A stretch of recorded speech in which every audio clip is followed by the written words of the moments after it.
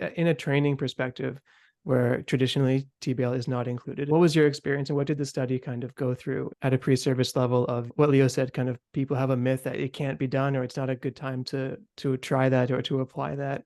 How would you kind of counter that line of thought?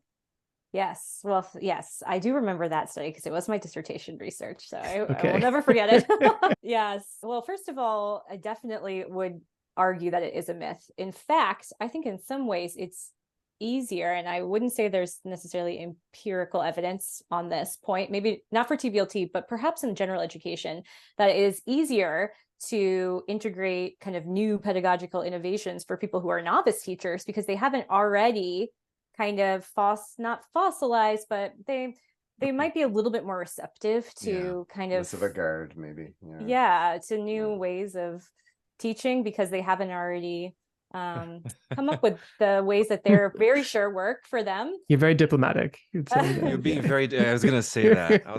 Don't say stubborn. Don't say stubborn. Don't say stubborn. We've all been there. We've all been there, and I am totally the same. We've all been stubborn too. Yeah. If you came to me and said, the class you're teaching in spring, I want you to revolutionize the way you're teaching it and spend your whole winter break working on that, I'd be like, oh my gosh, are you kidding me? Like it's not easy.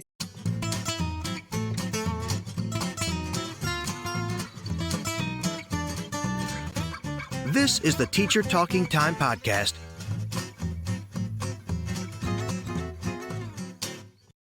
All right, ladies and gentlemen, welcome to another episode of the Teacher Talking Time podcast. And today we have a very special guest. We have Dr. Lara Bryfonski here with us. Lara, welcome to the show. Thank you so much for having me. Happy to be here. Yes. Well, as I was saying before, your career and your research, I would say, covers an enormous range of topics. So we have a lot to cover today. But I was hoping that we could start from the beginning. I think I'm always interested in learning more the spark, what really motivated you to become, I think first and foremost, I think you were a language teacher, and then eventually you decided to pursue a career in applied linguistics, second language acquisition and all that. So could you just walk us through that transition or that beginning and then the transition into your research? Yeah, of course. Well, I think it's a very common story for applied linguists is that we start off in the classroom often and get, inspired by all of the funny and interesting things that people who are learning languages do. And for me, I just got so curious about it that I felt a need to actually research what was going on. And now I will say that I was an undergraduate linguistics major, so I had the linguistics background on my side. So I kind of already was puzzling through some of those questions when I left. But I will tell you, my parents won't appreciate me saying this, but back then they had said, you can't be a linguistics major in college. You have to do something practical. So I got my teaching degree because I thought, well, I'll be able to apply what I learned in linguistics to a useful realm. So I got my bilingual education teaching license in Boston and did my teaching practicum in Boston public schools. And I was in a program with newcomers, recently immigrated minors to the United States in their English language classroom. And then from there, I moved to Honduras, where I worked in an NGO that offers bilingual education to various schools in Western Honduras. And I was a second grade classroom teacher. So I went from high school students, which is where my degree and my education was in, into second grade. So I kind of saw the gamut of acquisition from various perspectives, also from people who had recently immigrated, as adults learning a second language, and also children who are learning bilingually. So that was also very inspiring. And at the same time, I was also experiencing my own process of language acquisition, which I think is another common way linguists get into our kind of research, which is, immersion and seeing what interesting things happen to you when that happens. So the curiosity of the real life exposure is what really drove me to pursue more formal research in those areas. Right. And you mentioned that you were working with newcomers. Question for you. I think this is a good way for us to actually just jump right into task-based language teaching. Sounds good. When you were teaching those newcomers in those programs, was it a task-based program, or was it more the traditional grammar-based language teaching, course-driven, or as Mike Long likes to call, feeding seals with with grammar.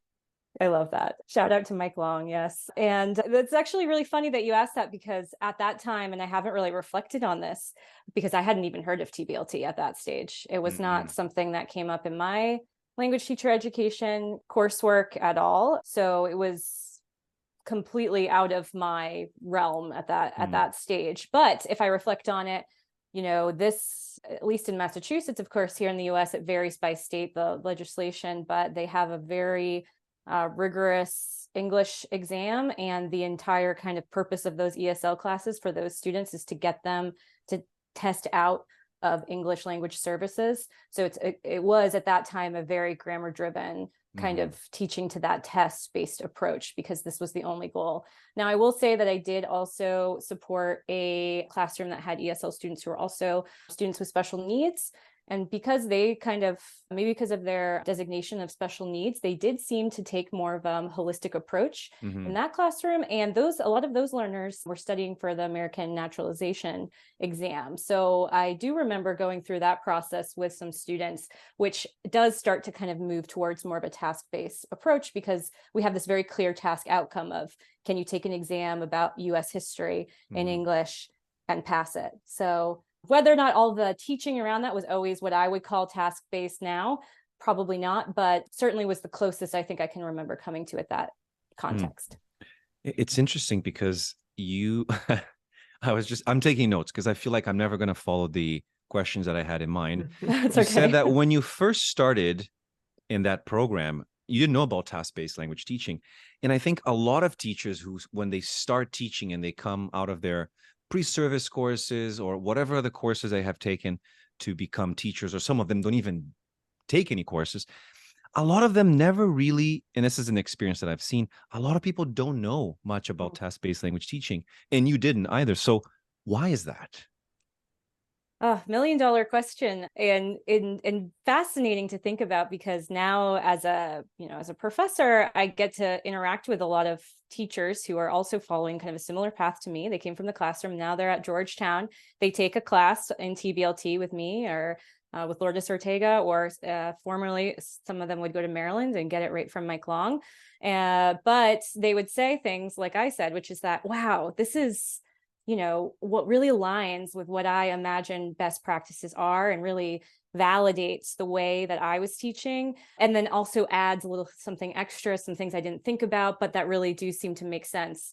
So it's this funny conundrum in a way of, I see a lot of teachers, former teachers who are going to grad school for applied linguistics, who seem really validated by it, but similarly did not really get a lot of exposure. Now, of course, like you were saying earlier, I think things are changing. I think that with maybe social media and opportunities like this for people to have a venue to talk about the interface of research and practice, I feel like teachers and researchers get to hear from each other a lot more often. So maybe that's why a teacher today in a graduate program is probably more likely to be exposed than I was.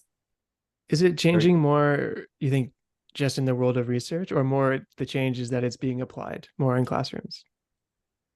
Well, the applied is an interesting question, right? Because sometimes you see countries having like statewide mandates or things like that. Like, I mean, I don't know all of the real reality of these countries, but like in Asia and China, people are talking about TBLT at the like governmental level.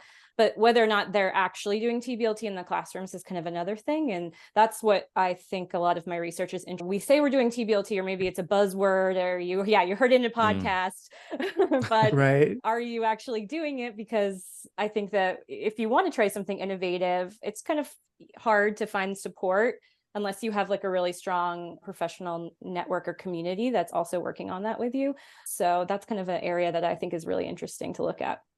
And you mentioned that there's a mandate, like some countries are actually applying task-based language teaching. And I remember reading, and I think I want to bring him on the podcast as well, Chris Van den Branden, because I think he's done a lot of work in terms of investigating the implementation of a lot of TBLT programs around the world.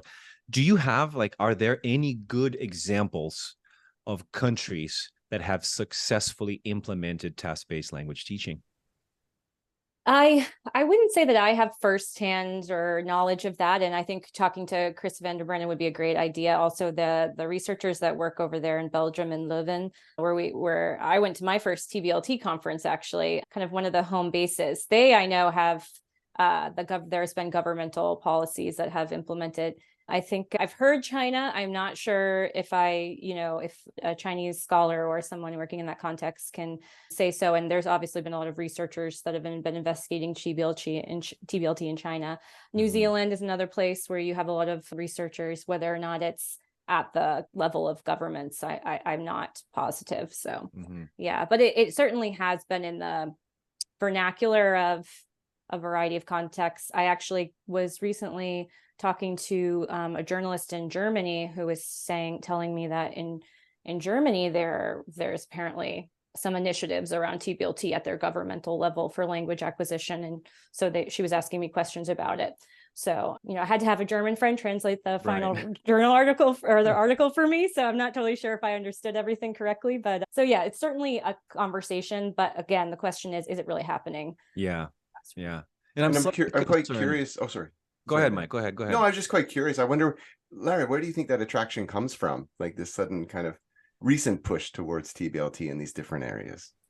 Yeah, well, I think, there's been, in some ways, all types of pedagogical approaches go through these kind of fad cycles. You're always hearing things in the teaching community that teachers are excited about, and I try and keep up with it. And I'm, now that I'm away from the classroom, it is harder, but, like CI and comprehensible input, and people get into these kind of different worlds of language teaching.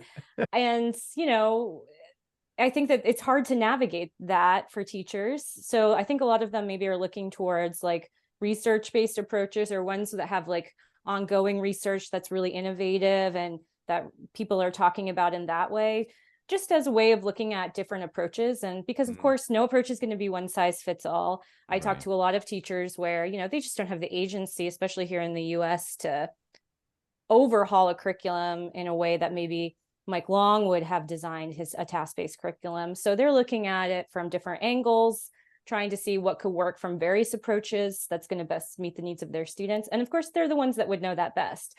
So I think, the fact that it's out there in the kind of teaching world and amongst all these other approaches, I think is good. And I think it's good for teachers to hear how it could fit within these frameworks that they're already excited about.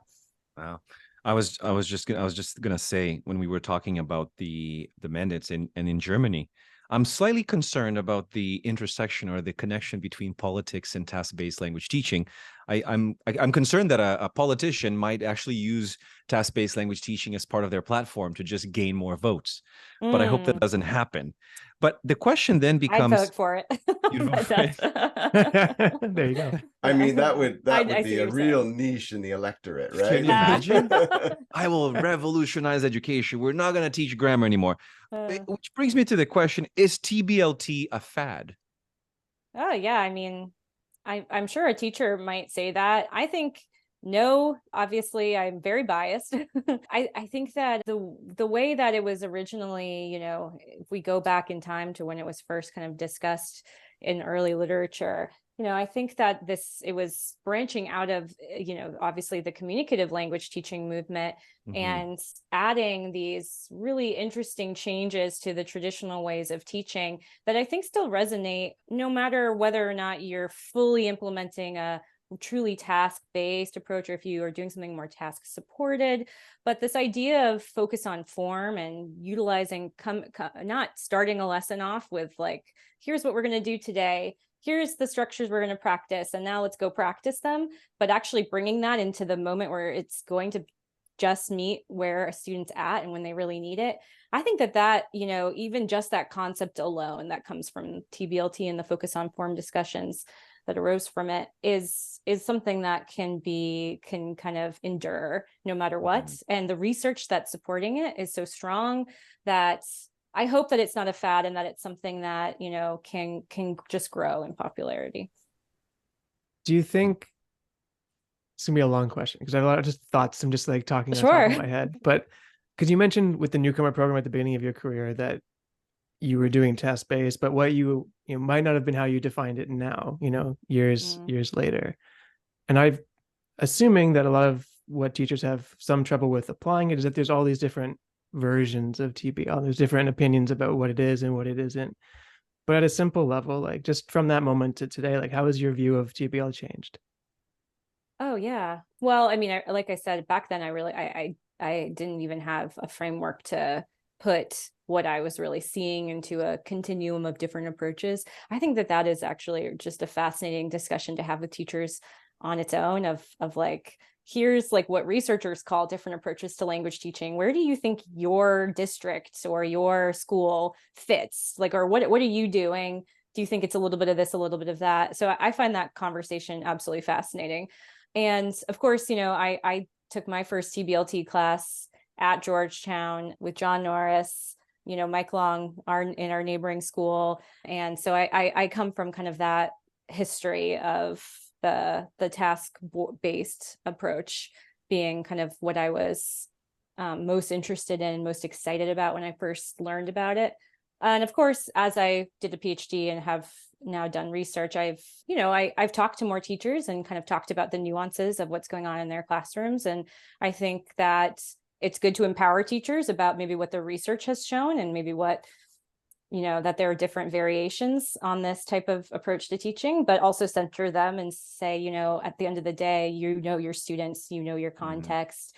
So how can I support you in doing what you think is going to best help your student population? And then also sharing what the research might say about that. It's funny because you said you were biased when you were basically saying that you support TBLT, but I think you have seen both sides. You probably have been exposed to that grammar-centric type of teaching, and now I'll move towards something that's more communicative, focused on the reads learners have. And we know that TBLT is very well researched, more than 40 years now of research to support that. It's heavily supported by second language acquisition theories.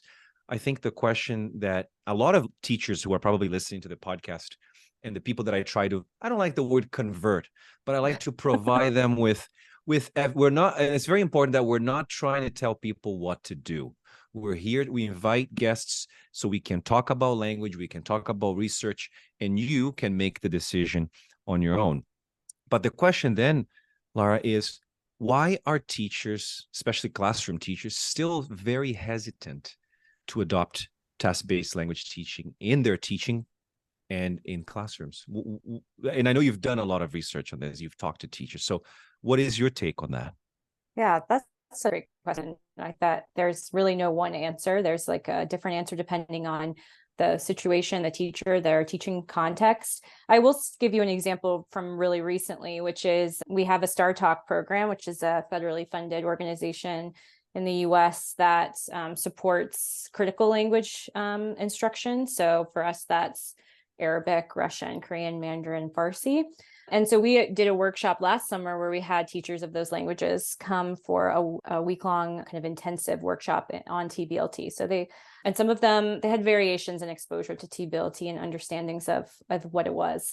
And so we really got to hear firsthand from them about what would TBLT look like in their classrooms.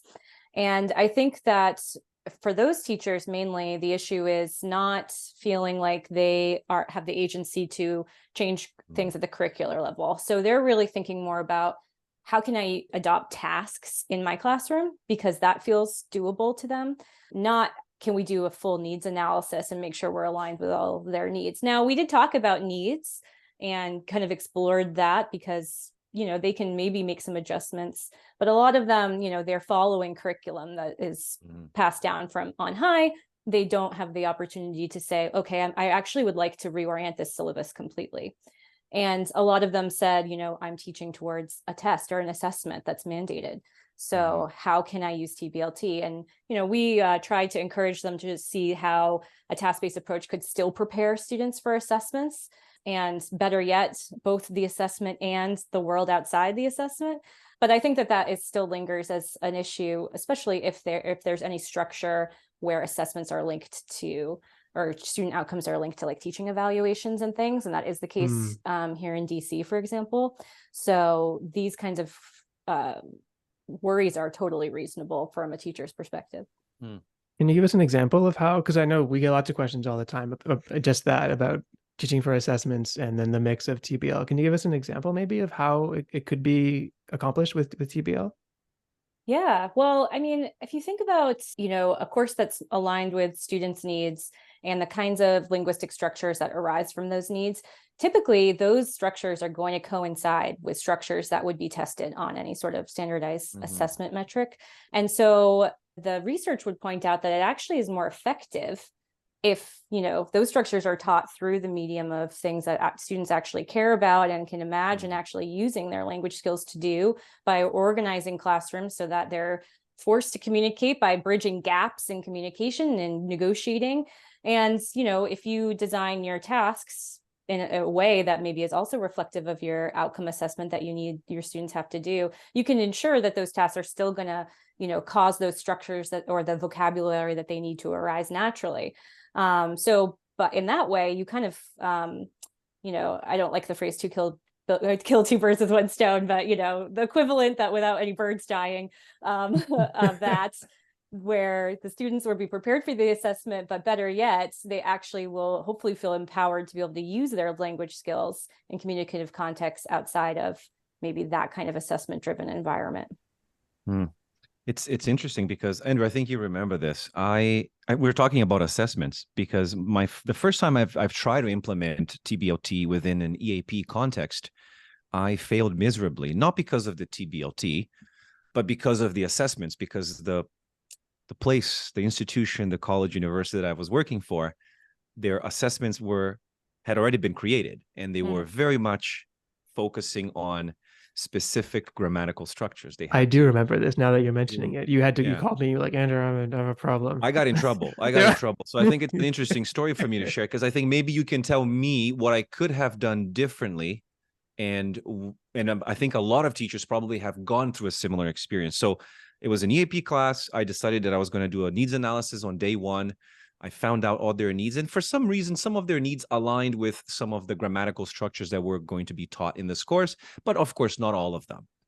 And I designed about 8 tasks for 8 weeks of class. And there was a lot of task repetition and things like that. But then, of course, when it got to the assessment, they all failed miserably. Yes, I at the time I was like, why? But students were telling me, but Leo, we feel so comfortable. We feel more confident in the language. We feel like we can communicate. I said, I know, but I don't think I taught these structures and I practice and drill them the way that you're going to be tested in these assessments. So right there, I was reminded of a quote by, I think it was Van Patten who said this, and correct me if I'm wrong, but he said that, things like person, no endings, or present perfect, these things, they have to be learned from the input, like anything else. They cannot be taught and practiced in order to build some sort of mental representation of them. And I think the students didn't have that mental representation of those things, but they were being tested on those very specific rules. Is that what caused the problem? Was it the way they were being assessed on their knowledge about the language, but they were not assessed in their performance in the language? Yeah, that's such a great example. I think that this really speaks to like an issue in any assessment environment, of that if you test in a totally different way than students learned, you're going to have a problem, right? Which is why usually we always encourage teachers in any domain to test students on what they learned in the similar way that they learned it, so that you're actually getting at that and not about how good they're at taking tests. Or maybe if you looked back at that data, well, look at me calling it a data set, the data from your students, I'd be fascinated to know, was there variation by things like their working memory or their aptitude if we were to test them? Because usually what happens is that your really high working memory learners, people who have like a pre-existing aptitude for language, they can pick up those structures and apply them to a grammar-based test more easily because they just have that natural capacity to do so, typically. But, it didn't catch everybody. So it's like an assessment mismatch. So I usually tell teachers, who are in this kind of environment, that it's not that you would give up on TBLT, still do what you did. It sounds like your students were super motivated and excited and felt like they could communicate. And that's what I would want out of my language teaching classroom too. But probably towards the date where they need to do this test, there would have to be some instruction on like doing that test, right? Something about maybe, practicing in a more of a non-TBLT type way just to get them to do that test, because usually it's the same thing with like, I don't know, the SATs, right? If you don't practice taking the SATs and you do badly, it's probably not that you're just dumb and you don't have general like knowledge. It's that you didn't get, the inside scoop on how to game the SATs, right? Right. So it tests people's knowledge of the test. So you kind of have to work around that when you're trying to do something that's actually going to be a more holistic way to learn language and really support the learners after that test is over and they're out there using their language.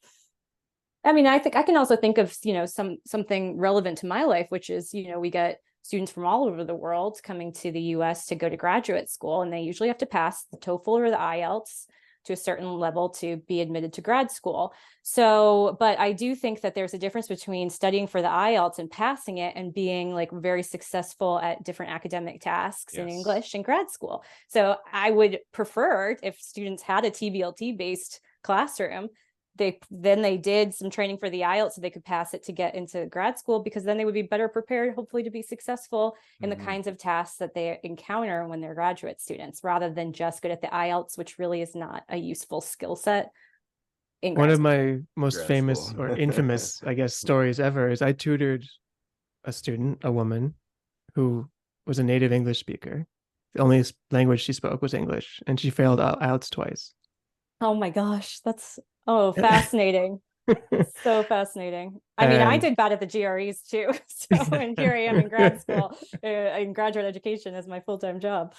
And she was taking it for, I forget, I think she was British and she was going to Australia for a job or something. And something with the visa, you had to do a language test no matter what your first language was. And she had failed 9 across the board on all the skills except writing. And she just didn't know the structure that they were looking for. And like 1.5 sessions, and obviously like she's fine, but it is a skill in and of itself, right? Just to what the test is expecting.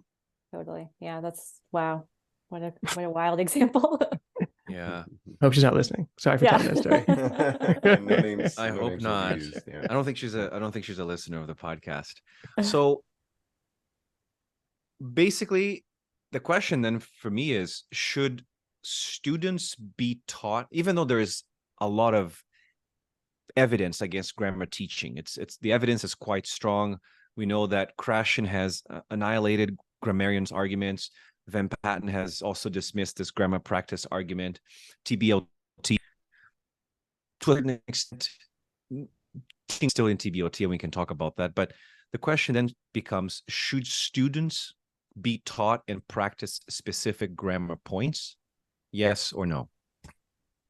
Well, like you, I think we're saying there, it's not that TBLT says there's no explicit language teaching at all, right? It is that it's the timing and the way that it's integrated into the syllabus. That's kind of the most important piece here, I think, to remember, is that rather than giving someone an explicit piece of information and having them practice it, which they can usually do well for a short period of time, and then they cannot integrate it, and they cannot utilize it well enough to be fluent in a conversation. The flipping on its head of that kind of format is where you do some sort of pre-task, activate prior knowledge, have students engage in tasks where they're hopefully aligned, either, very clearly aligned, or it could be more pedagogical, right? There are you usually start small, so you might not be, actually ordering food in a restaurant or something like that. It could be something that really has categorizing food, for example, right? Or even categorizing other things, something that has extrapolated from the original target, right? Right. And then bringing up maybe some explicit focus on form for common issues that are being faced by students in that moment. That could be through corrective feedback and explicit forms of feedback to students that are struggling. It could be like a mini lesson that occurs that goes over some structure. So it's not totally eschewing this concept of grammar instruction. It's just hopefully getting people right when they need it most, so that it can be integrated in a way that it is going to stick. And then through task repetition, these things can, come back around enough times that students will be able to fluently utilize them.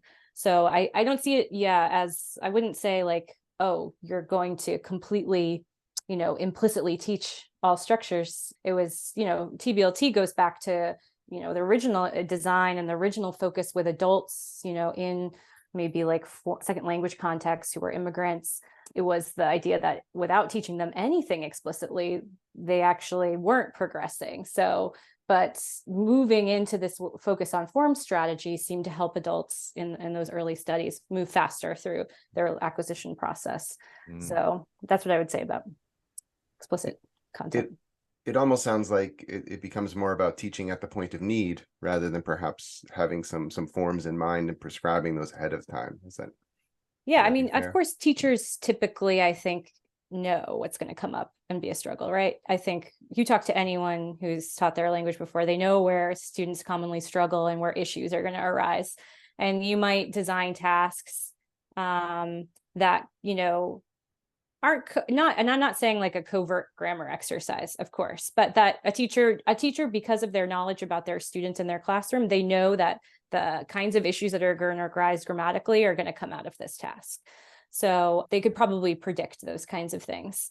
And then you can be sure, right? Because you see the issue happening. You're like, yep, this is what I expected. My students are at this developmental stage where they're struggling with this. And this task is going to help them hopefully achieve that in a way where they're activating all of the skills they need to negotiate for meaning and getting that information right when they're like struggling to communicate most, so that hopefully it's going to click and that they'll be able to integrate it.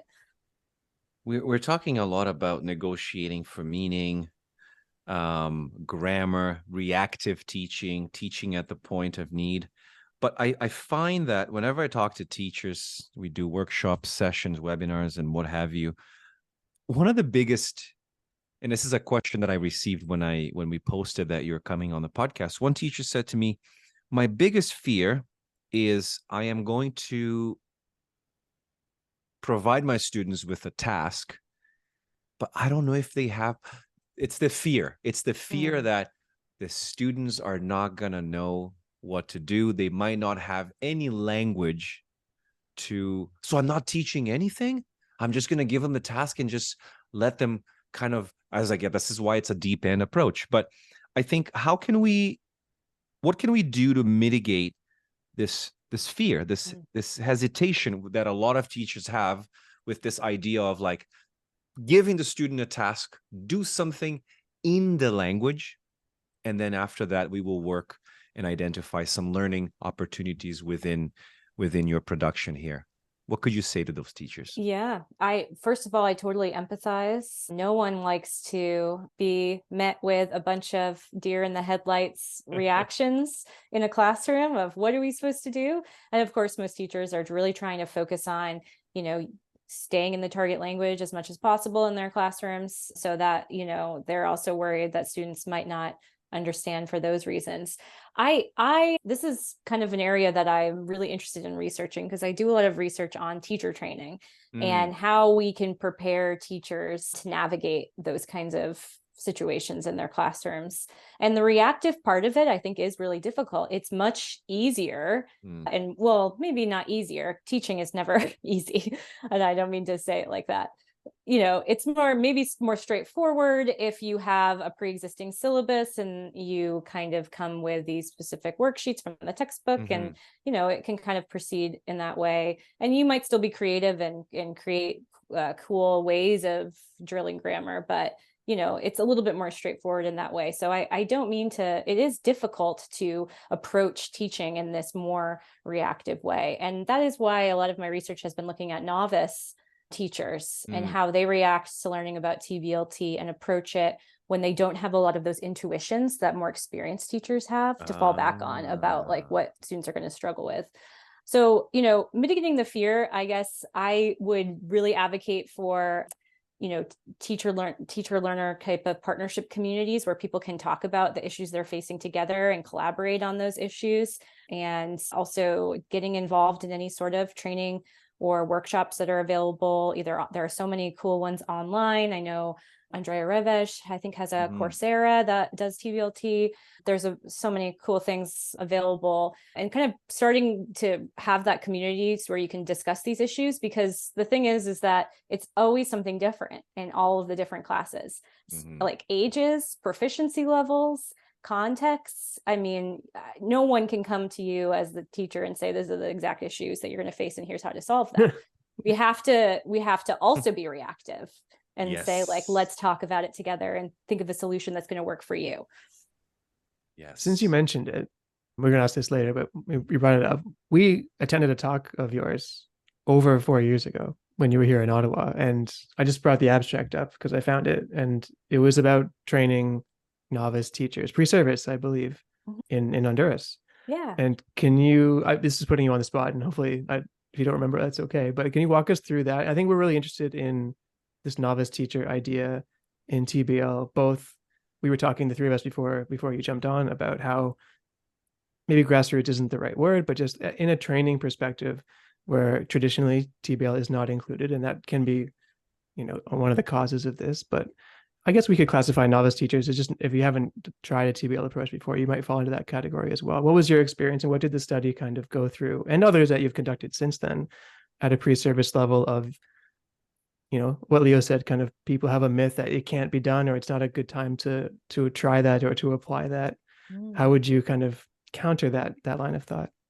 Yes. Well, yes, I do remember that study because it was my dissertation research. So I will never forget it. Yes. Well, first of all, I definitely would argue that it is a myth. In fact, I think in some ways it's easier, and I wouldn't say there's necessarily empirical evidence on this point, maybe not for TBLT, but perhaps in general education, that it is easier to integrate kind of new pedagogical innovations for people who are novice teachers, because they haven't already kind of not fossilized, but they might be a little bit more receptive to kind of less of a guard, maybe. To new ways of teaching, because they haven't already come up with the ways that they're very sure work for them. You're very diplomatic. You're being very, I was going to say that. Don't say stubborn. Don't say stubborn. Don't say stubborn. We've all been there. We've all been there. And I am We've totally all been stubborn same. too. Yeah. If you came to me and said, the class you're teaching in spring, I want you to revolutionize the way you're teaching it and spend your whole winter break working on that, I'd be like, oh my gosh, are you kidding me?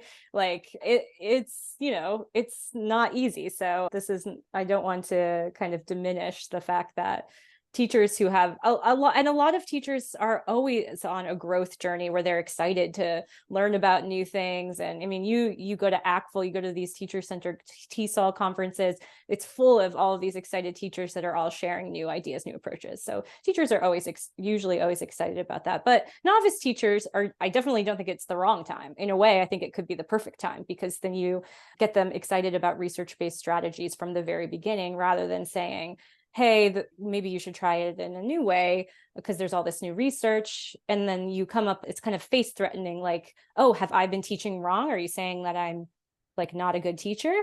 So and of course we're not saying that. So you don't have that issue as much with novices. But anyway, so these teachers, this is the same organization where I started teaching in Honduras. And they are I think like a lot of NGOs that operate, and this one's really cool in that it is owned and operated by Hondurans who, they want to be able to offer bilingual education in their kind of rural area schools. So they partner with an NGO so that they can support and train English speakers to be able to offer bilingual education without charging like high tuition fees, which is usually the only way to access bilingual education especially in Central America, in that region. So that's the organization. And like a lot of these organizations, they have a very short window to train people who are coming to work at those schools and get them up to speed on the way that teaching is done there.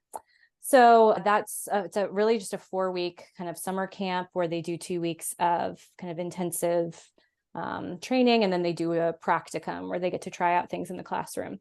So I was supporting that and helping train the teachers, and we integrated TBLT into it. And so I thought that would be a great opportunity to investigate for these more novice teachers who are first years at the schools, how they take in that information and then how they apply it when they are asked to in a teaching practicum. So I was interested in how it might affect their beliefs, maybe their pre-existing beliefs about how language is learned generally, and also about approaches to language teaching, which mostly come from how people experience learning languages themselves. So they might say, well, I learned this way and it really worked for me. So like, I think that's great, which could be true. So I kind of measured whether there were change in beliefs from before and after they participated in this task-based training. And then I also looked at the kinds of tasks they developed for their classrooms that they tried out in the practicum. And we did stimulated recall interviews, which is just where I video recorded them and we watched the video back right afterwards. And I just asked them open-ended questions like, what were you thinking about? So I really was able to get at how they were kind of trying out information that they had just learned in the classroom. And what we were just talking about, which is that the reactive side of it is very difficult. That was one of the outcomes that I saw, which was that the reactive side of teaching, the corrective feedback, the responding to kind of individual issues as they arose and bringing in that focus and form on the right times, that was where they were struggling the most. So kind of validates the conversation that we were just having. And that's kind of an area that I am still exploring today. You Nice. said this whole reactive teaching is really interesting because I came across a guy. I'm trying to remember his name right now. He wrote a paper on reactive teaching. Yes, I found it. 2021. Alison Mackey and Alta Kafi. They wrote about teachers' practices of proactive and reactive strategies in the classroom.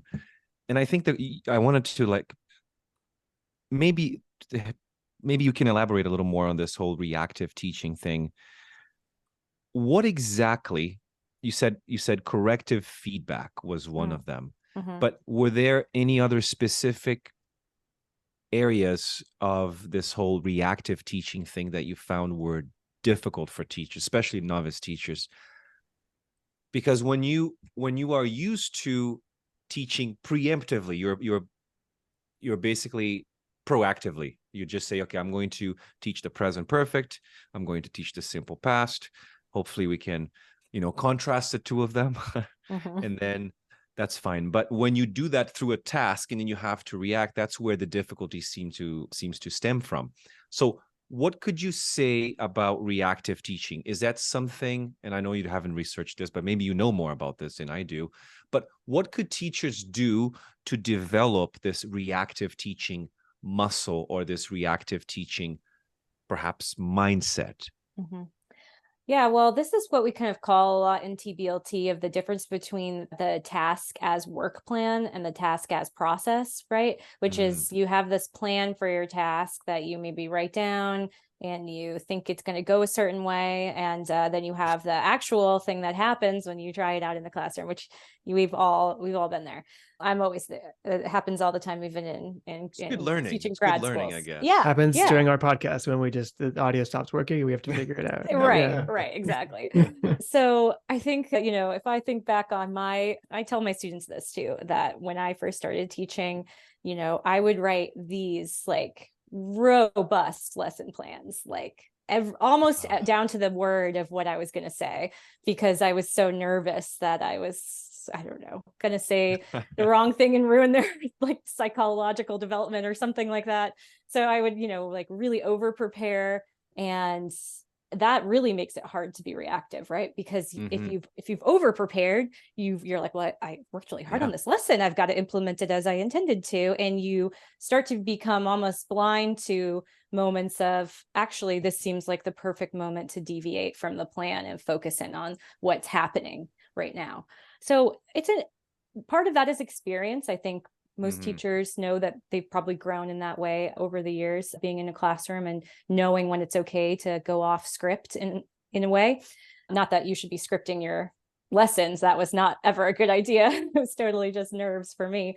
But also, kind of allowing yourself the opportunity, even building it in if you are writing lesson plans in a detailed way, of areas where you think that there could be opportunities to pause and reflect, or look at, do some just like observing and noting down things that you're seeing and noticing, and kind of building that in. I think that like builds in reactivity into your design process, rather than just saying, oh, well, if it happens, something cool happens, stop and engage with that.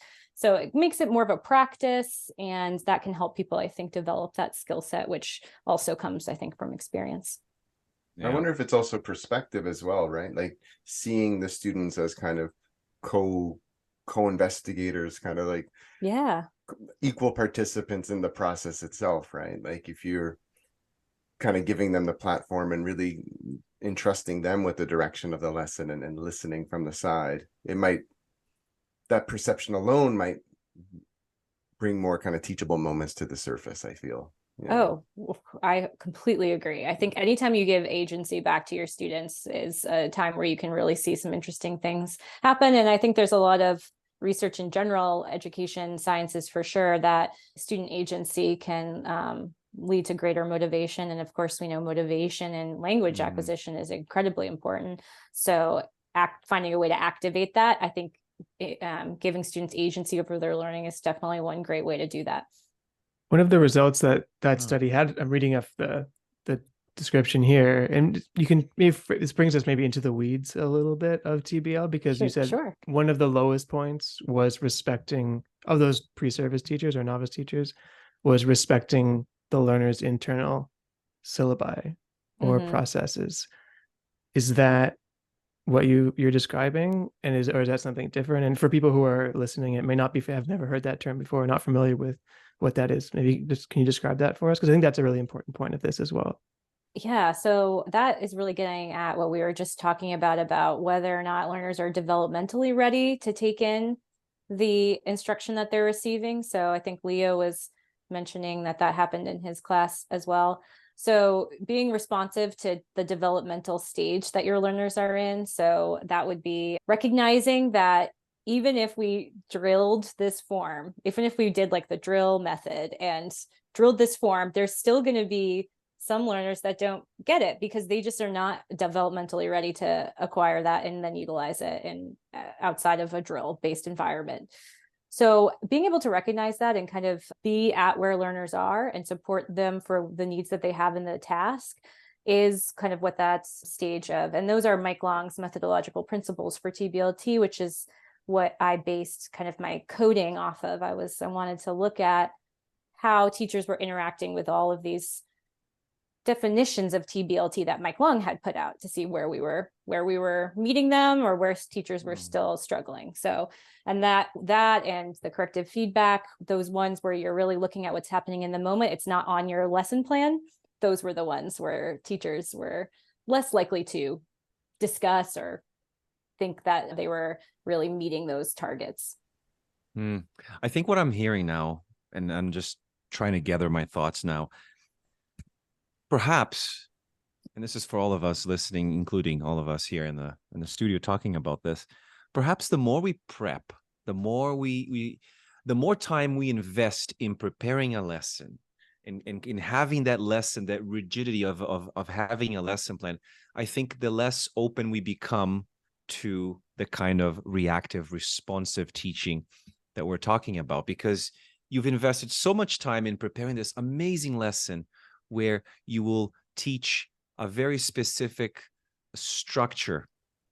And eventually the lesson, we know this, we know that the lesson usually goes in a completely different direction, and the teacher keeps trying to bring the students back into like, yeah, but we're not talking about the second conditional. But the students are somewhat showing some sort of predisposition to actually use it. And I remember the first time I understood the whole idea of the learner internal syllabi was when I was teaching a lesson, and the student, I think it was a beginner, maybe A1, A2, A1 plus, I don't know, A2.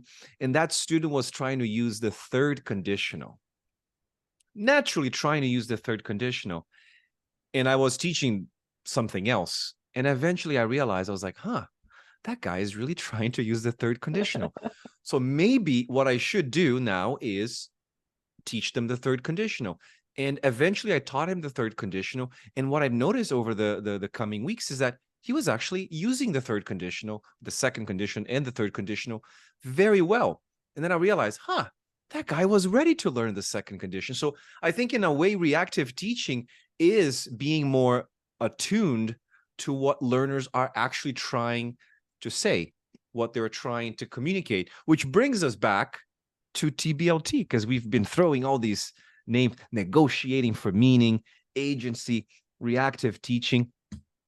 There is a paper, Lara, Mike, Andrew, written in 1984. I had a chance to reread this paper, I think yesterday, and it's by Allwright. I don't think it's Dick Allwright. I think it's a different Allwright. There's too many Allwrights out there, and that's all right.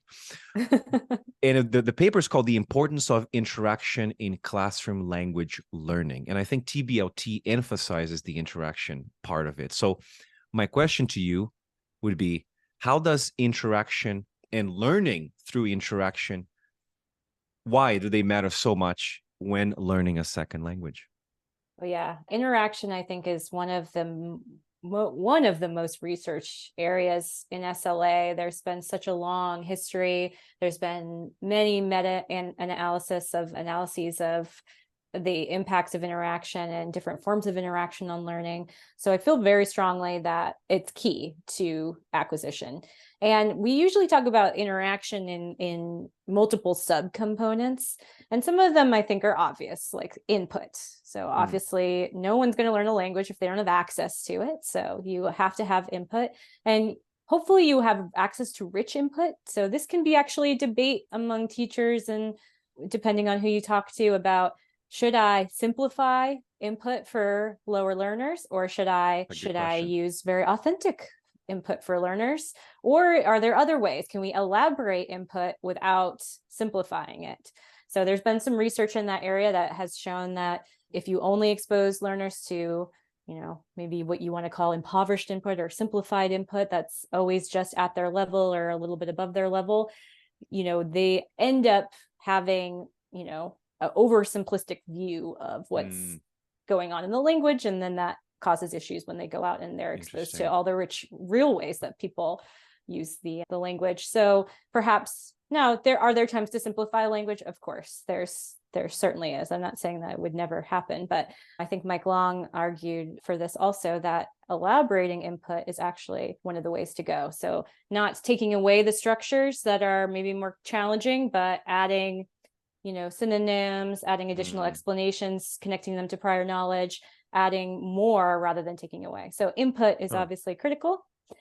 Then, of course, output. Meryl Swain's very famous research that, sure, you can put learners in a classroom and give them access to lots of input, but if they aren't being pushed to actually use the language, then we also see less development. So making sure that learners are being encouraged to try out things that they've learned, to modify their output if they hear that someone misunderstood them.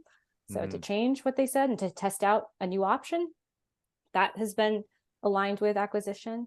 And that is also part of negotiation for meaning, which I have been throwing out, but that's just any time that learners are in that process of kind of struggling to be understood, to communicate. So, and that could be through responding to feedback, which is really the fourth element, corrective feedback. So responding to people saying, what? I don't understand you, or even something more explicit from a teacher like, oh, actually, you're missing the third person S ending, right? Or just recasting what they said, so just repeating it back corrected.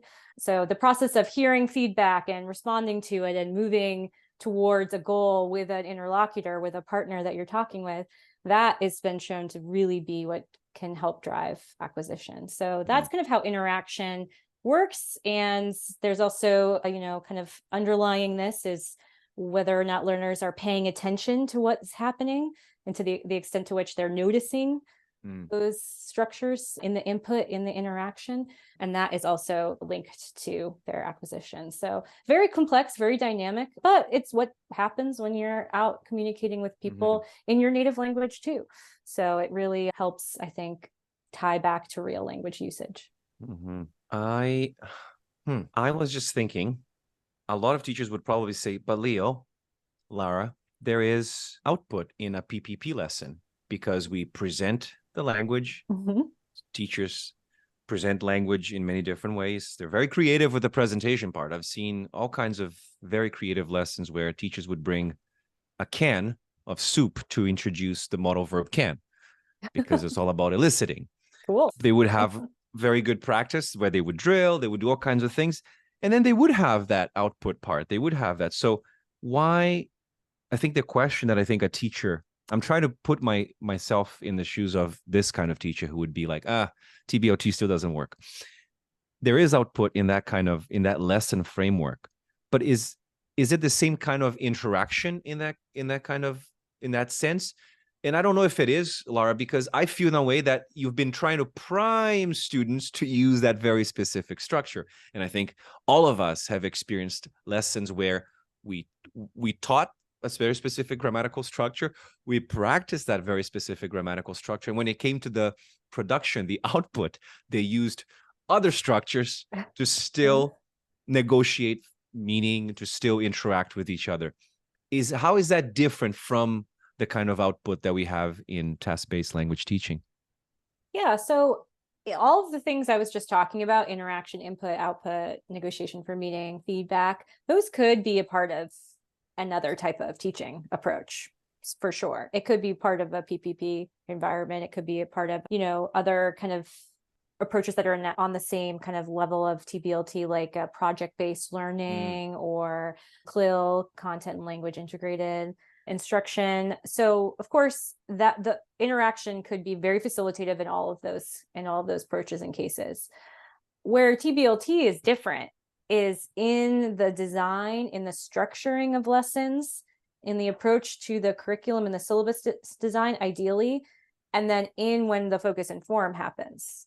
So you could have a highly interactive lesson that has access to all the features, but it could be focused on explicit drilling of information. You could say, go to your classmate and ask, or go to every classmate and ask them, what's their favorite color, or what color do you like, or something like that. And maybe this is Spanish class and you want them to practice the gustar way of formulating to like.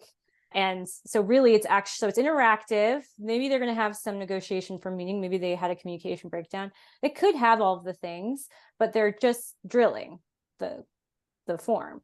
Right. So they're just going to be focused on explicitly trying to replicate what their teacher said that they wanted. So the question is whether that's actually going to lead them to a place where they're able to integrate and utilize it, or if they were just able to do it because they were drilling it in the moment in the classroom. Yeah. So whereas a TBLT strategy would be completely different, right? It would be activating prior knowledge, creating a situation perhaps where maybe gustar is likely to be used, but it's more about maybe finding roommates that like the same things that you like to get the best group house in college or something. Yes. And so maybe gustar is going to come up and maybe the teacher will hear some issues with it and will go around and give corrective feedback in the moment, or maybe we'll do a mini lesson on it as a result. But they're going to really want to find the roommate. They're focused on a different outcome now, not just practicing gustar. So this idea of the communicative outcome being the driver is really where the acquisition comes in, rather than like, okay, great, we all practice gustar. Nice job, and go out in the world and use it. For real though, living by yourself now is almost impossible. You need a roommate. You need a roommate. Especially in expensive cities like we all live in. Oh my gosh. So it's find the richest roommate then. Yeah, right. Exactly. Somebody whose parents already bought them a really and hopefully nice has good tasting colors. That I know Leo wants to talk about advice for teachers who want to try it out for the first time TBLT, which maybe I think we've mentioned it, but just in plain terms, this is my question really. What is a task? Oh, well, I will acknowledge that there are multiple definitions of what a task is. So and different like theoretical claims of what they could be. So for my researcher friends out there, please don't, take me down for my perspective. But we won't share the podcast with them. Don't. Yeah. Keep them away. We don't. Yeah. So I think that here. So Long might say that a task could be anything that somebody would do in their day-to-day life that they need language to do. So it could be as broad as that. So an activity that you actually need to do in real life. typically teachers, I think, like to hear that broken down a little bit more. And Ian and Ellis and Tani have kind of created this framework that I think has become really popular for kind of breaking down what components could a task include. And usually that meaning is the primary driver of the interaction. So again, they're not focusing just on using language. They're actually trying to do something with it. Usually that there's some sort of communicative problem that you're trying to solve. So that creates that gap where you need to communicate and share. That there's usually some relationship with the real world. And so you aren't like focused on just using specific structures. So this would mean like you probably wouldn't want to give learners like a word bank that they have to use, because that would be a way to turn it into more of a drill. So there's some relationship with real world, and usually, there's a communicative outcome. So the outcome is not simply practicing language. It's that we found the perfect roommate in the example that I previously gave. So usually primary focus on meaning, this communicative outcome, the need to solve a problem and communicate and bridge a gap, and then some relationship with real world activities where learners are relying on their own language skills to solve these problems. Those are usually how people tend to define tasks. So that was a very long answer, but I think it covers all of the ways that people might hear about tasks. Yeah. And if we take that roommate example, I think teachers also like to hear examples of examples, right? If I wanted to use that, and I think, especially with student demographics, getting a roommate is a pretty practical one for sure for a lot of people. What are different ways that as a teacher we could frame that? We talked about the outcome of finding a roommate, but how would what's the task instruction? Because task instruction is also important, I think, as well. What are different ways of framing the instruction for that task? Yeah, well, a really common one that I think people have found is a useful framework is using a pre, during, post-task kind of strategy, where you have activation of prior knowledge or sort of an introduction to the topic. So like maybe you're going to watch a video of people struggling to find roommates, or having some sort of like get to know you interactions, or you're going to talk generally about what kinds of things that you look for in someone that you live with, or some sort of And the pre-task can sometimes be like multiple class periods, like building up to this. It's not just like always just like a 5-minute quick warm up. It could be a whole kind of separate time. It could be an entire lesson. It could be an entire lesson. It could be multiple lessons potentially. Which is also another thing about TBLT, Lara, just to interrupt you very quickly. And I think it's important for teachers to know this. You cannot, I think a lot of teachers are under the assumption that you just run a TBLT lesson in 45 minutes to an hour. Oh, no. Yeah. I mean, it's flexible. If that's all you got, then sure, we could design a way for you to fit it in that way. But usually it's the gradual buildup to the target task, right? So we maybe are having some smaller mini tasks on our way, or we're having a pre-task activation of prior knowledge, kind of a warm up or a series of warm ups. And then we usually move on to the main task, or get closer and closer to that target task. So in this case, I could imagine a task could be, it would depend on the level, of course, but you get everyone's got a profile or a couple profiles, and you have to ask people like who their friends are, and they have to tell you about them. And then you have to say like, oh, well, this is what I'm looking for. This is what I like. And you have to like take notes about who is like on your list of who maybe you want to interview as candidates for this roommate position. I mean, you could go on and on. So if you're doing something like that, you're hitting all the elements of a task, right? Because you're not focused on specific target phrases. You could use whatever language you need to figure out what roommate you need, or what your friends are like. You're goal driven in the sense that you're looking for a roommate. You have to talk to people. You can't figure this out on your own. So you've got to negotiate using whatever resources you have. And at the end, you've got the person that you want. So you have this clear outcome. So it hits up all that. And then people like to do some sort of post-task reflection kind of piece, where maybe there's a presentation or a reflection or something like that. So there's been a lot of interesting studies that have looked at like what happens to complexity of language, accuracy of language, fluency, when you tell people that there's going to be a presentation later. Can kind of change how accurate or how complex they end up being, because they're now focused, they're thinking ahead to like, okay, I got to prepare to say this out loud, probably going to prioritize being very accurate, right? and not just this like fluent conversation that I had just had during the task. So that's kind of an interesting thing to like tell teachers about, because I don't remember necessarily thinking in that linguistic way when I was teaching myself. But of course you see it happen, and it's very interesting to see those changes occur. So that's kind of like what it could look like in a classroom. I think, Mike, you will probably remember the interview we did with Jane Willis. And oh, well, she would know most of all about we were, and she wrote about that. And I think Dave Willis also talked about that. And I think that's the reason why his task-based language teaching framework includes the fluency part, where students are just negotiating for me and they're trying to find their roommate. And then eventually they would have to do this stage in the lesson where they would have to report to the class on who the best roommate was. And his rationale was, the moment students have to report to the class, they have to talk in public, they will naturally change their language. Is that correct, Mike? Monitor, like just monitor their language. Do you remember that? Refine it. Yeah. And in fact, you can even build in a stage, I think they were saying, like, where you give them a chance to kind of take what they've already created, and now you have a few minutes to kind of refine before your final presentation type thing. And it's a nice way of dealing with focus on form from the student's perspective. And I think that kind of, in a way, refutes the argument that task-based language teaching is primarily concerned with fluency and not accuracy. 100%. That's a very common thing that I heard too, is that, oh, they're just going to practice talking. Exactly. But no, I mean, depending on how you organize things, you can have a huge impact on whether or not they're focused on fluency building versus accuracy. So a presentation is always going to push people to focus on different parts of language than the kind of roommate conversation would. That would definitely probably prioritize fluency. And there are other manipulations that you can do in order to kind of tweak how people are focusing on different aspects. There's also and this is something that I remember people were talking a lot about during that task-based language teaching conference. It was the notion of task repetition.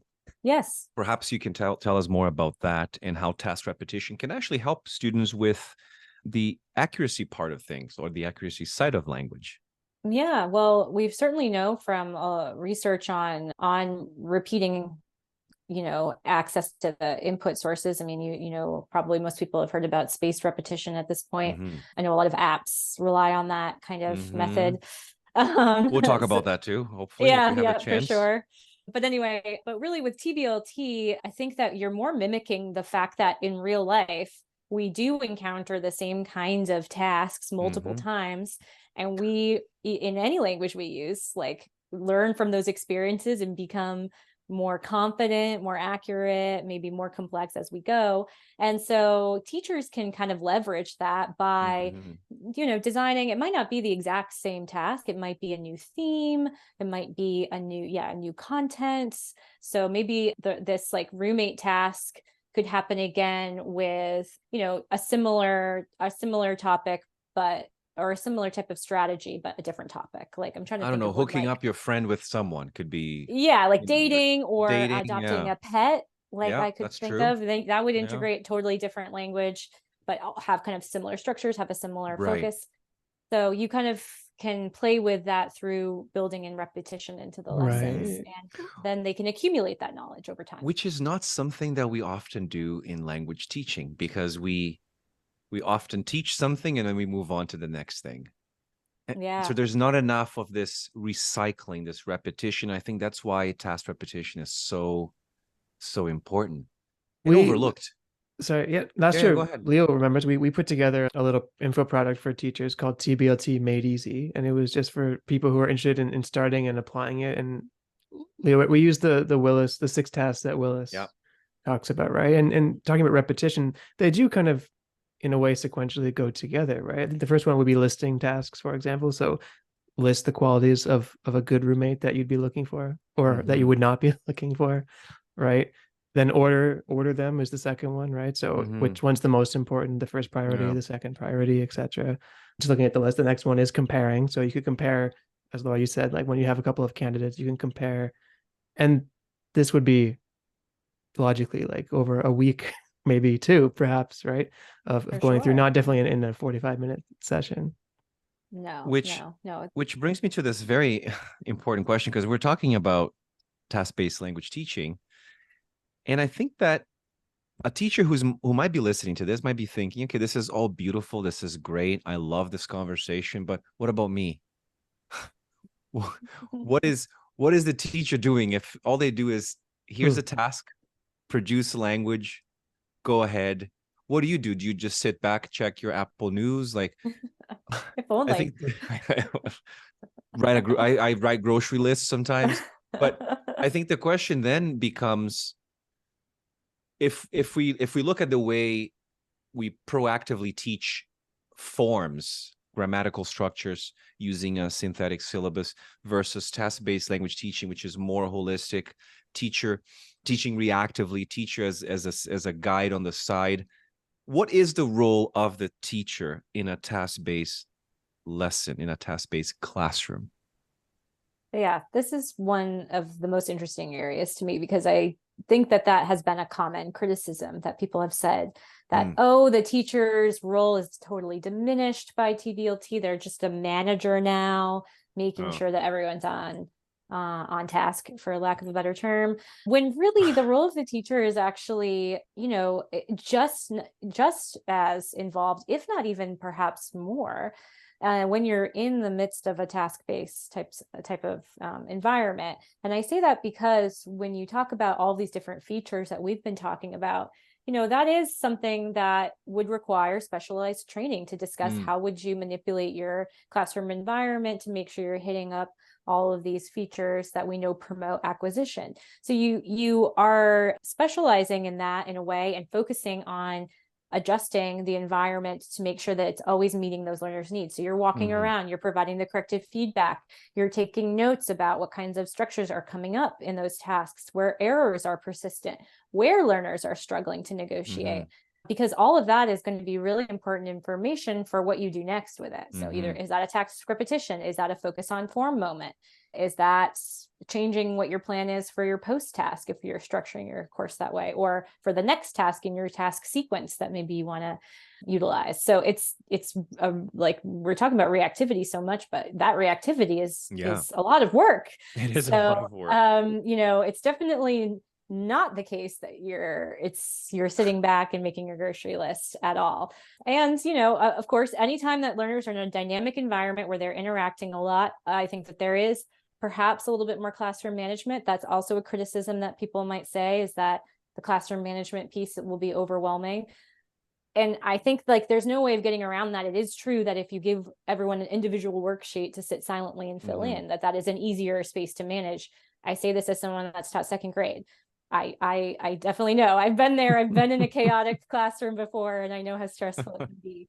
So it does involve creating systems of classroom management so that learners know what the expectations are. When we're in an interactive space, we know what we're doing. We've been scaffolded so that we can work appropriately in those environments so that it can be managed. So you do have to think about classroom management unless you're, working with complete adults who are usually easier to manage. To that effect, in a post-pandemic era, we're in a period of time, not just with language education, but all education, where there is much more asynchronous work.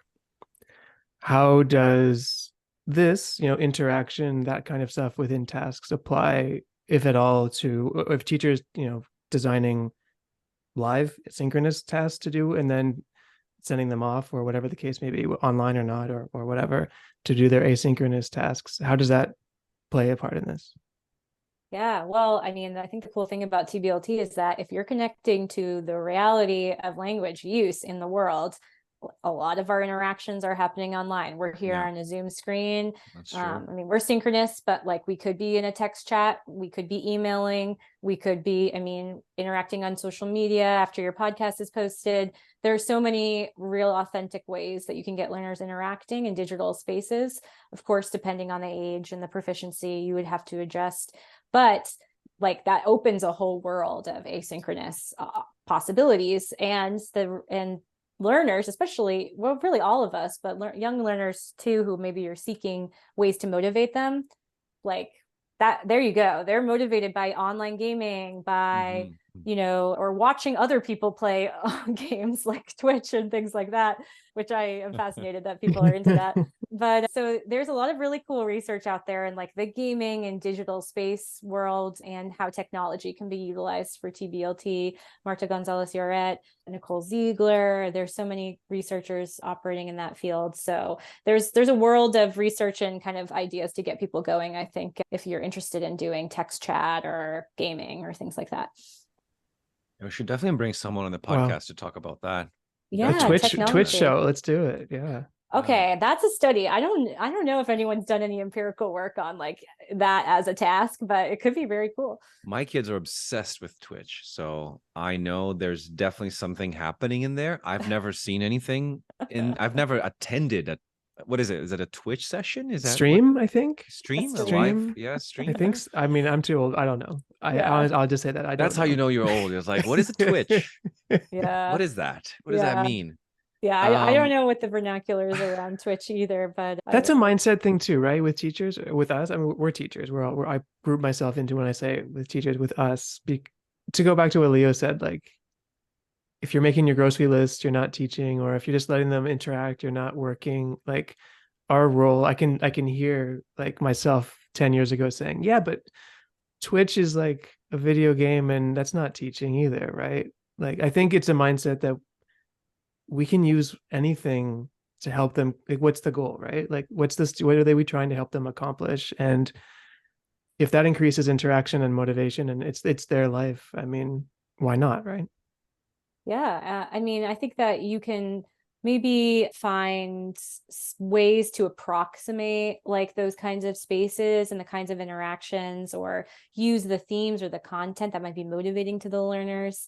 So you could bring it in that way without just saying like go on Twitch. I mean, also it's tricky for anyone who's teaching a language other than English as well, because obviously the world of the internet is very much using English as a lingua franca. I'm sure on Twitch that you see other languages, but that probably a lot of times when people are commenting on posts and things and on videos, that often it's in English because they assume more people will access it that way. So a teacher that's teaching a language, especially like a less commonly taught language here in the US and Canada, might be drawing inspiration from those resources to motivate learners to access environments that are in those languages, but maybe doesn't have the same access that you would if you're an ESL or an EFL teacher. So that is something important to keep in mind. I don't. I'm just thinking about what you said, Andrew, because do you remember that interview we did with Paul Nation? Mm-hmm. Do you remember what he said about teaching? What did he say about teaching? I'm trying to remember. I was trying to pull out the episode here. Oh, the one-liner he had. Yeah, he said I'm going to paraphrase because I don't remember exactly, but something basically like a teacher needs to understand that learning happens without teaching or something like that. And it's a hell of a thing for a teacher to understand that they're not the most important. Like they can do it without you or something like that, right? They need support. I think that's the role of the teachers, as Lara was saying, like this whole reactive teaching, you're doing a million things. You're providing feedback, you're doing classroom management, you're correcting them, you're giving them support, you're doing so many things. And I think all of that is just supporting the learning. So I think the role of the teacher in task-based language teaching is more of someone who is supporting learning, not teaching, because we know that teaching doesn't necessarily lead to learning. And I think that's a very difficult thing for a lot of teachers to accept, which brings me to the future. We're in 2023, leading into 2024. And I know TBLT, it's gaining more and more momentum. And I see that as someone who's been teaching for 23 years. And I remember when I first heard of TBLT was in the early 2000s. Where do you see the future of TBLT heading, Lara, especially in light of all these recent advancements in language learning research and in technology?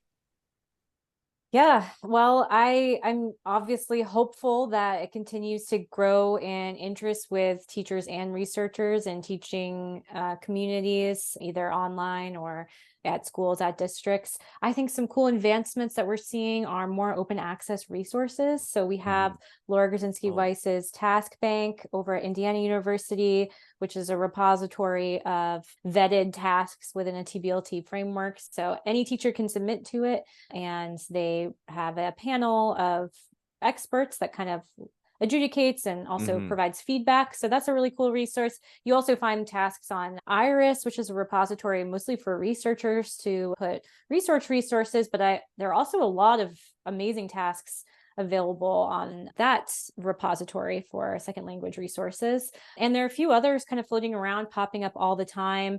I know that through our STARTALK program, we have been putting resources that we've developed for the critical language teachers on our website, startalk.georgetown.edu.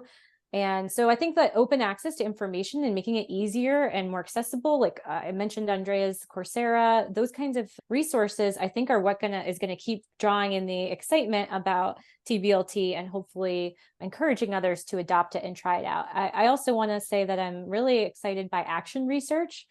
So if there are teachers out there listening to this that are thinking, oh, I really want to try this out and I'd love to like chat with somebody about it, and then like I make it into a little research project of my own, I would love to work with somebody that was interested in doing that, because I think that with any teaching approach, you know, from a researcher's perspective, like it's only useful and impactful if people are using it and are feeling like it's helping them. So I think action research is a great way to foster those connections between researchers and teachers. So I'd love to be part of more projects that look at action research with TBLT. Now you just inspired me to go back into that kind of Reach stuff. out to Lara, Yeah, hey, I'd love to. I might definitely do something like that because of that I'm still trying to do task-based language teaching, but it's more like task supported in my environment now because of the way things. But you said something about the STARTALK, and I just went on their website here, and I have a question, because it's described, it's Georgetown STARTALK, which is task-based training for critical language teachers. Tell us a little bit about this project of yours. Yeah, so this like I said is it's a federally sponsored program. So there are STARTALK programs all over the United States, specifically for the languages they change, but that are designated by the US government as the critical ones, which is Arabic, Korean, Mandarin, Russian, and Farsi right now. And so they do summer camps for kids who want to learn those languages. They support those kinds of things. And they also support teacher training initiatives. So we have for 2 years been doing TBLT training for teachers of those languages. So you do have to be teaching in the US for this one and one of those languages. But we last summer had a group of teachers on Georgetown's campus, and we are supporting them and investigating their needs, their students' needs, and taking them through the entire kind of TBLT process. So it was fascinating to work with teachers in that intensive way. And we do have a summer camp again next summer in 2024. So your US listeners can definitely look that up. But like I said, we're also putting things on our website, a repository of kind of resources. So you could also check those out. We'll put those links in the show notes as well, your website and everything as well. Yeah. You can just click below if you're listening in the future. You can click below and check it out. Yeah. It's very interesting. I was just reading the website here, and there's a lot of really, really cool stuff here, especially for teachers who want to get started with task-based language teaching, which I found before you asked your question. I know what you're going to ask. You found? I found the Paul Nation quote. Okay. You've got to believe that by not teaching, people can learn. Interesting. And he says, for a teacher, that's a hard thing to believe in. Right. There you go. It's that explicit teaching of grammar, one little McNugget at a time, and then hoping that the students will synthesize all that information and eventually communicate. Which, again, I wanted to ask you this because, you know, based on your extensive experience and everything that you have done and researched, for a lot of teachers, educators out there who are new to TBLT, who are looking to deepen their practice in this area, what key advice would you offer to these people to ensure a successful and smooth, of course, there's never going to be smooth, but a successful transition and implementation of TBLT in their practice, in their classroom? Yeah, well, I think I mentioned this previously, but I think that building a support network is key. I think that sometimes teachers feel like we're all teaching Yeah. in our individual classrooms, kind of in a vacuum, but sharing and being able to support each other with resources that are working, I think that building those communities of practice is really the key. So I definitely encourage people to join up with other teachers that are like-minded, and there's some communities online that do that. I talked about action research and getting in touch with researchers if you're interested Mhm. in getting feedback or submitting to things like the Task Bank. I can't help but plug that I do have a book coming out. I was The about art, to ask you that. yeah. What is the art and the science of language teaching? I'm interested in the art and the science part. Yeah, so this could be a good place to start for some people. It's co-authored with Alison Mackey, my colleague here at Georgetown, who's obviously one of the foundational researchers in interaction. And it's with forthcoming with Cambridge University Press. And we actually went around and asked teachers questions like, what are your most common questions about like the science of language teaching? And we Right. collected them from teacher networks, snowball sampling method, to whoever we could get in touch with around the world, really, all different Wow. countries, all different languages and ages. So it's not pitched towards any specific group. It's really just the science that is applicable to all language learning. And so each chapter is, how do I get my students talking? Mhm. Why is corrective feedback important? So those kinds of interaction questions we were talking about earlier. And then later we have a chapter on TBLT and situating it within other approaches to teaching. So if people ask from the teaching community, I'm now able to send them that chapter, because every chapter breaks down what the research does say, like what we know, and then also what we don't know, which I think is really important, because Yeah. What is it that we don't know? well, we don't know a lot, right? There's very few areas where anyone can just, say, this is going to work in every classroom every single time for every Right. single learner. And so it's about kind of empowering teachers about where you might try and integrate research, but also where, there are gaps. Like, I know Mhm. corrective feedback is important, but I can't tell you what specific type is going to work in every situation every single time. So you have to also empower people to make those decisions on Right. their own and know where there's evidence and where there's not evidence. Right. So I think it is really important to recognize that research is always growing, expanding, we're always adding.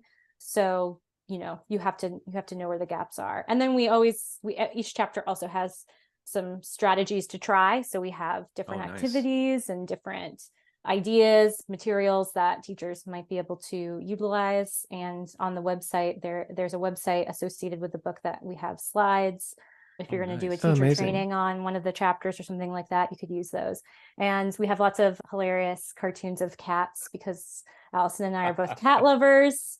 So that is featured to bring a little lightheartedness to a textbook world that I think, I've become one. Yeah. My So- partner is a Same. cat person, and Okay, well, welcome yes. to the community. Yes. But trying to add a little levity to reading about research, I think is Yeah, sweet. and that's Cats the are a art very and good science. example of that. No, Golio. I was just gonna say cats are a very good example of task-based learning. Oh, really? Yeah. I've learned to love cats by, interacting with one. Oh, that's hilarious. Andrew, go ahead. You're gonna say? No, say the title of the book again: "The Art and Science of Language Teaching," and that's from Cambridge University Press, Laura. That's right. Yep. With Okay. Alison Mackey. By the time, if you're listening to this, it probably already is out. But looking at it as we're recording now, it looks like it's available from January. Is that right? Yeah, the digital versions, I think, coming out next week, and then the hard copies in the US. I think it might come out earlier in Europe, but yeah, early January. Oh, wow.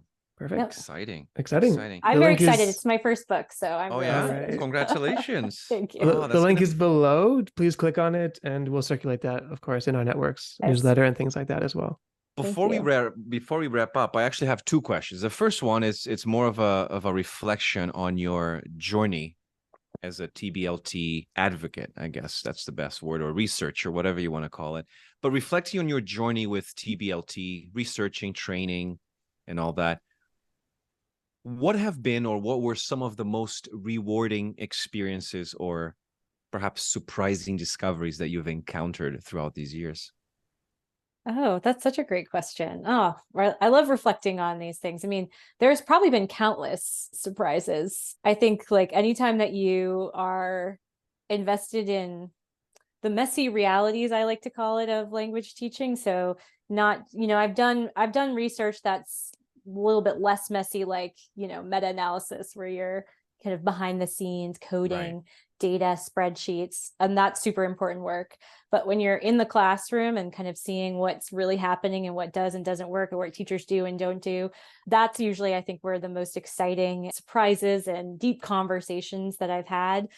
I mean, it's got to be like the pivot during COVID. Like I was doing this project for years in Honduras, where we had this beautiful in-person teacher training program. We've implemented TBLT. We've been collecting data for years. And then suddenly we were like, what are we going to do? We have to support the teachers. We have to figure a way to move all of this information online. And our team there, which included people basically from all over the world, I remember one day putting in like one of those online calculators about like what time zone, when can we meet based on all the time zones involved? And it was like, no, you can't.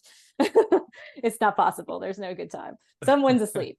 So it was really difficult, and it was really amazing to see all the people that came out to kind of support the teaching. And how do you get people access to teaching resources in a situation where, especially there, where when schools closed, students were pretty isolated for a while because they didn't have as robust internet services or computing services at home. So that was the biggest, I think, challenge. And we came together and we really developed for that organization a really cool online Google Classroom, where we put all these resources about TBLT, and we made all these videos and we read their tasks. So that I think is, when I think about the biggest change in the journey, it was definitely around then. I'm sure everybody's got a story like that from COVID. Sweet. I think COVID was definitely a transformative experience for all of us. Oh, yeah. yes. Oh, Yes. yeah. We're never going to be the same after that. No. Which brings me to my last question, which is not it could be a language related question if you interpret us as such, but it's usually like just an opportunity for you to kind of, get your message out there. And I like to ask this question every time we have a new guest on the podcast. And the question is very simple, Lara. If you could have a gigantic billboard anywhere with anything on it, metaphorically speaking, of course, getting this message out to millions or billions of people, what would it say? Oh my Why? gosh. I wish it could be a few words, or it could be a paragraph. No, it's better if it's live. I always like watching people's reactions as you're asking the question, because it's like the horror in their eyes. Okay. Gosh. Yeah. There's a lot of pressure. I mean, I have a lot of things I would say in various domains of the world, but I'll stick to TBLT focused, I think, for this, and just know I have other things that I care about, Right. World peace, etc. I would say that be open to new approaches to language teaching and creating community with others who are excited and interested about working towards research-based innovation in language teaching. And that could be through, this would not fit on a billboard, partnerships in your community or with researchers. And that I think that is the way where we can hopefully meet the most students' needs. And I think TBLT is one of them. So it's not a billboard message, but this expensive idea one. of collaboration, I think, is the one that I would want to share the most. So something like that. I could workshop it. Beautiful. We'll just have to get Nice. sponsors on the podcast to be able to pay for that billboard. Yes. Yes. But it's a beautiful message. I don't have anything as snappy as a pollination. No, I we have have one- lots. We have One lots, but go question, ahead. Leo, I don't know if you're going to like this. We can delete this after if we don't like it. Oh. I learned this from another podcast that I'm listening to, Diary of a CEO, and he does this. And I thought it was a really interesting idea, where he asks a guest that he's interviewing on the podcast a question that we will ask to the next guest that we interview. Oh. So you can bring the question, and you have no idea who that person is or what their context is or what they do. But whatever question you want asked, we will ask it to the next person. Me. Mm-hmm. Oh, this Oh, is It's a good question. I don't Yeah. know. I like that idea, by the way. Well, I mean, okay, well, I can tell you that I was, and I don't know if you'll get somebody like this on your podcast because it's more of like a first language acquisition question. But I just read, because I don't know as much about first language acquisition, but I was just reading a study that was saying that like everything we know about how babies develop language is wrong, and that they don't accumulate individual sounds one by one, that they actually accumulate intonational phrases. And they're doing this really fascinating new research with babies. And so I was like, oh, that's so fascinating. And I wonder what that has to say about maybe about how people learn. I have an interest in phonology too. So how people acquire sounds in their second language. So this was, new research that I would love to like talk to somebody who knows more about baby language than I do. But, you probably won't have any baby specialists around, but if you do, you can ask them about the new research. I think it's coming out of Trinity College in Dublin with babies language acquisition. Yeah. We'll find someone in Trinity College to come on the podcast. If we follow the idea, we'll just ask that question and maybe they'll say, I have no idea, but we'll ask it. Yeah. Yeah. And maybe also say that my billboard could also say something like focusing on real world tasks is like the future of language teaching or something like that. That would be a more snappy billboard than my other one about collaboration. Real world tasks. Yeah. Authentic real world tasks. Something like that. Okay. Done. Lara, we can afford that thank one. Thank you. Yeah. Yes, that's cheaper. Thank you very much for being here.